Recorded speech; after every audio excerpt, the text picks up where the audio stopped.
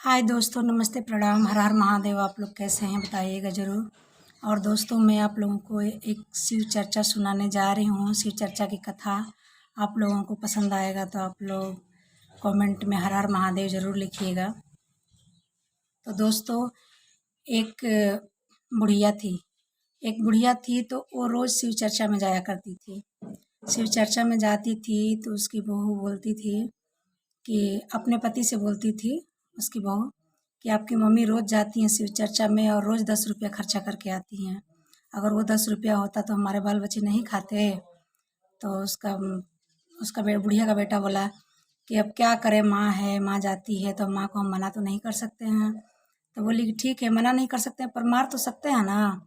तो वो बोला कि नहीं, मैं अपनी माँ को कैसे मार सकता हूँ, जो माँ ने हमें जन्म दिया हम उसको नहीं मार सकते हैं। तो बोली कि कोई बात नहीं है, आप हमारे ऊपर छोड़ दीजिए, हम उसको मार देंगे। तो बोले ठीक है भाई, तुम मार देना, कैसे मारोगी।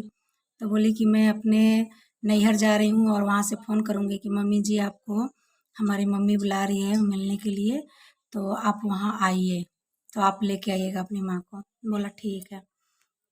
तो जब ये अपने नैहर गई तो वहाँ से फ़ोन की कि मम्मी जी आइए, हमारी मम्मी आपको बुला रही हैं मिलने के लिए। तो बुढ़िया गई। तो जब गई मिलने के लिए तो क्या किया कि अपनी माँ को सोफ़ा पर सुला दिया। बहू ने अपनी माँ को सोफ़ा पर सुला दिया और अपनी सास को नीचे सुला दिया ताकि हमें मारने में आसानी होगी। तो उसकी सास का आदत था रोज़ सोफ़ा पर सोने का और ज़मीन पे सुलाई थी बहू ने, उसको रात भर नींद नहीं आई। तो दोनों समधन समधन आपस में बातें कर रही हैं। नीचे वाली समधन बोल रही है कि समधन, हमें नींद नहीं आ रही है क्योंकि हम सोफ़ा पर सोते हैं और आज आपकी बेटी ने हमें ज़मीन पे सुलाई है, इसीलिए नींद नहीं आ रही है।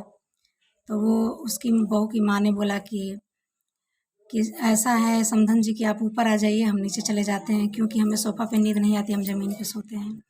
ऐसे करके शिव गुरु की कृपा से दोनों बुढ़िया आपस में बदल गई। सास चली गई ऊपर और नीचे चली गई उसकी दुल्हन की माँ। रात को आई उसकी बहू रानी, सोची देखी कि हमारी सास आराम से सोई है, अंधेरे में आई और गला दाब के अपनी माँ का ही आत्महत्या कर दिया उसने। और मारने के बाद अपने पति को बोली कि चलिए, आपकी मम्मी को मैंने मार दिया है और चलिए इनको गंगा जी में विसर्जन करके आते हैं। तो बुढ़िया का बेटा बोला कि हम कैसे जाएंगे, तुम मारी हो, तुम लेके जाओ, हम नहीं लेके जाएंगे। तो बोली कोई बात नहीं, आप तो साथ में तो जा सकते हो ना, मत लेके जाना, मैं लेके जाऊंगी। तो बोला ठीक है। तो बुढ़िया को बोरा में कर ली और घिसराते घिसराते गंगा जी के किनारे लेके गई। और जब गंगा जी में धक्का दिया ना तो बुढ़िया सीढ़ी पे मतलब कि रुक गई।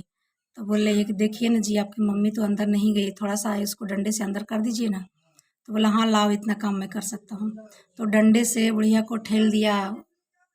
वो लड़का आदमी ने, मतलब उसका पति ने, बहुत अंदर तक कर दिया जहाँ मतलब कि बहुत बहाव था पानी, उसमें बुढ़िया बह गई। उसके बाद बुढ़िया की बहू बहुत खुश हो गई, बोली कि आपकी मम्मी मर गई, हमें बहुत अच्छा लग रहा है और चलिए हम लोग एक गाना गाते चलते हैं। तो वो बोला हमें गाना नहीं आता है, तुम्हें आता है, तुम गाओ। तो बोली ठीक है, मैं गाती हूँ। तो बहू ने गाना गाया। हाय देखा हो के करमाई बहल जाली, हाय देखा हो के करमाई बहल जाली। तो उसका पति बोला कि रुको रुको, मुझे भी एक गाना याद आ गया है, मैं भी एक गाना गाता हूँ। तो बोली अभी तो मैंने पूछा तो आप बोले हमको गाना ही नहीं आता है, अब आपको गाना आता है, ठीक है सुनाइए। तो बोला कि ज्यादा खुश मत हो खाहो, घरवा गईले पर बुझाई। जब इतना बोला कि ज्यादा खुश मत हो खाहो, घरवा गईले पर बुझाई, तो उसको चोट लग गया। उसने सोचा कि अरे ऐसा तो नहीं कहीं कि मैं अपनी सास के चक्कर में अपनी माँ को ही मार दिया। तो पूछने लगी अपने पति से, कहीं मैंने अपनी मम्मी को तो नहीं मार दिया। तो बोला पता नहीं, अब तो तुम घर जाओगी तो मालूम पड़ेगा। तो जब वो लोग घर जा रहे हैं तो उसकी सास झाड़ू लगा रही थी।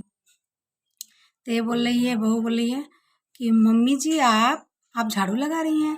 तो बोले तो तुम तो मुझे मारने की प्लानिंग में थी, लेकिन हमारे शिव गुरु ने हमें बचा लिया। तो दोस्तों, शिव गुरु में इतना कृपा है कि उसकी हर प्लानिंग फेल हो गया और बुढ़िया की उम्र लंबी हो गई और खुद की अपनी माँ की ज़िंदगी उसने ले लिया। तो उसकी आँख खुल गई और वो भी शिव गुरु का चर्चा करने लगी और वो भी शिव गुरु का मतलब कि शिष्य बन गई। तो दोस्तों, हम सभी को शिव गुरु का शिष्य बनना चाहिए और उनको हमें अपना गुरु बनाना चाहिए। तो बोलिए नमः शिवाय, नमः शिवाय, नमः शिवाय, हर हर महादेव। आप लोग कमेंट में ज़रूर बताइएगा दोस्तों कि हमारा कथा कैसा लगा आप लोग को।